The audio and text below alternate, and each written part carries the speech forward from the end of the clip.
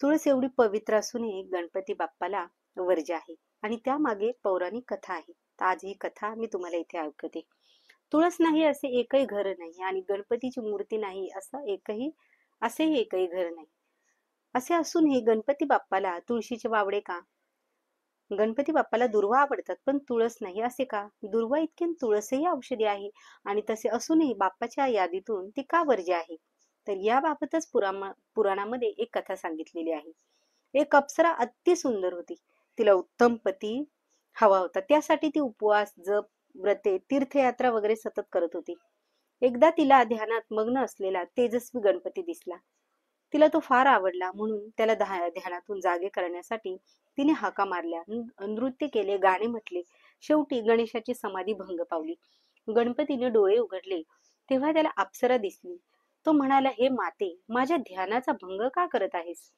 ती म्हणाली, मला तू फार आवडला आहेस. मला तुझ्याशी विवाह करायचा आहे.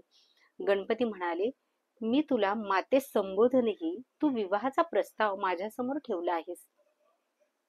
पण मी कधीच विवाह करून मोहपाशात अडकणार नाही. त्यावर ती अप्सरा म्हणाली, माते संबोधून तू माझ्या भावना दुखावल्या आहेस. तुझा पण कधीच पूर्ण होणार नाही. तू लवकरच विवाह करशील असा मी तुला शाप देते. गणपतीने तिला प्रतिशाप दिला. एवढी चंचलता स्वभावात असणे हे इतरांसाठी धोक्याचे आहे. म्हणून तू माझ्या शापामुळे पृथ्वीवर एक रोपट बनून राहशील. आपले स्वातंत्र्य जाणार या विचाराने अप्सरेला पश्चाताप झाला. ती म्हणाली, मला क्षमा करा. विवाहाच्या याचनेने मी आले होते. माझ्यावर अन्याय होऊ देऊ नका. गणपती म्हणाले, माते, मला शाप परत घेता येणार नाही, परंतु तुझी इच्छा पूर्ण करण्यासाठी खुद्द श्रीकृष्ण तुझ्याशी विवाह करतील आणि तू सुख होशील. ती अप्सरा पुढे तुळस बनली. घराघरात मानाने राहू लागली आणि दरवर्षी तिचा विवाह गोपाळ कृष्णाशी लावून देण्याची प्रथा पडली. तसे असले तरी गणेशाने तुळशीचा स्वीकार केला नाही, परंतु शापातून उपशाप देत तिचा उद्धार केला.